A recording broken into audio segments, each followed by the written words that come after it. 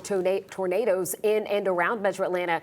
We are looking back at what happened when a tornado ripped through downtown 17 years ago today. The twister not only caused widespread damage, but killed one person and injured dozens more. Our Chase Howell is live from downtown. Chase, it is hard to believe it's been almost 20 years since this tornado hit downtown. Jennifer, it really is, and it makes you think, what would happen now if a tornado ripped through downtown Atlanta?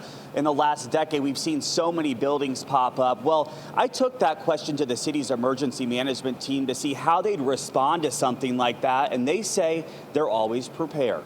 On March 14th, 2008, an EF2 tornado blew through downtown Atlanta, blowing out the windows of the Westin Hotel and causing significant damage across the metro. One place hit the hardest, the Cabbagetown neighborhood on the city's east side. I was actually cooking, and Charles went to close the front door, and when he did, all the pictures flew off of the piano. 11 Alive interviewed Bertha Wise Jr. as she was cleaning up around her home a few days after the tornado hit. And the car actually saved the house when the tree fell on the car enough so it wouldn't smash the roof. 17 years later, Wise still lives there, and we watched that same interview and caught up on what she remembers from that day. People walking up and down the street, people surveying their property, strangers coming from inside of Cabbagetown, outside of Cabbagetown to help. Since then, Wise has rebuilt and the windows at the Westin have been replaced.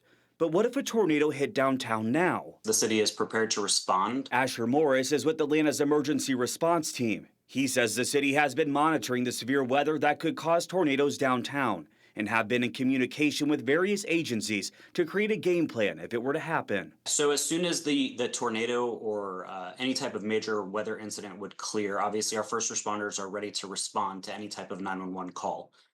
So they'll go out. We'll also depend on many of our other crews that are out on the streets to do any type of preliminary damage assessments and make sure that we cover all of our bases. Over the last nearly 2 decades, a lot has changed throughout the metro, like the amount of apartment buildings. Morris says if you hear about a tornado warning and live in a high-rise, to move to a lower level and away from windows. If you can't get there, or if that doesn't exist and there's an internal, again, I'll emphasize an inside stairwell, not outside, inside stairwell, that's another place that you can go, or a breezeway inside as long as it's enclosed.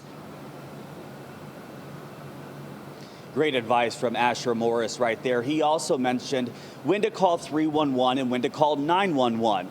The time to call 311 is when you see branches or a tree down in your neighborhood. The time to call 911 is if there's a life-threatening emergency. And in the spirit of severe weather preparedness, we do have a special right now on 11 Alive Plus.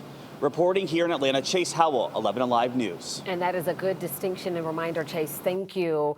So to help prepare you for the potentially dangerous weather headed our way, we will have around-the-clock weather coverage on 11 Alive Plus.